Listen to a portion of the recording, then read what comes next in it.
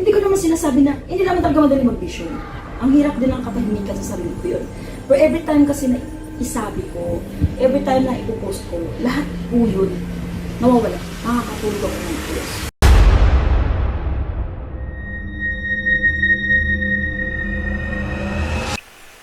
Hello po mga Kapi-TV. Sa video na ito, tatalakayin natin ang mga kaganapan na inuulit-ulit na ipinasaksi sa mga tao sa panahon ni Jesus. Pero kung ikaw ay hindi pa nakasubscribe sa aking channel, baka naman.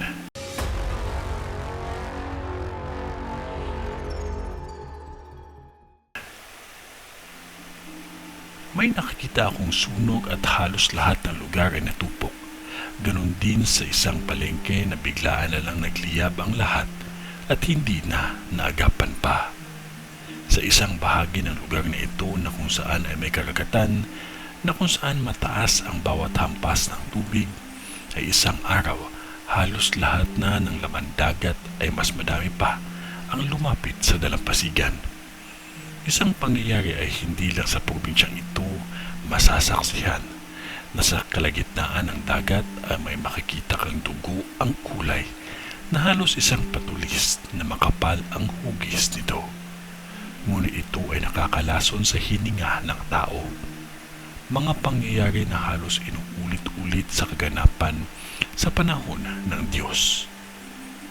May nakikita din akong aksidente ngunit halos ubos lahat ang biktima. Maingat lamang ang mga residente dito dahil may malakas na pag-yanig na mangyayari pa lamang. Huwag kalimutan ng manalangin palagi. Kung ano ang ipinakita ng Diyos sa akin ay hanggang dun lang din ang aking masasabi. Ang mahalaga ay tibayan ang ating kalooban at magdasal dahil siya ang ating gabay sa buhay. Ito ay ang bisyon ni Madam sa Cavite. Sa ngalan ng Diyos Ama, ng Diyos Anak, at ng Diyos Espiritu Santo.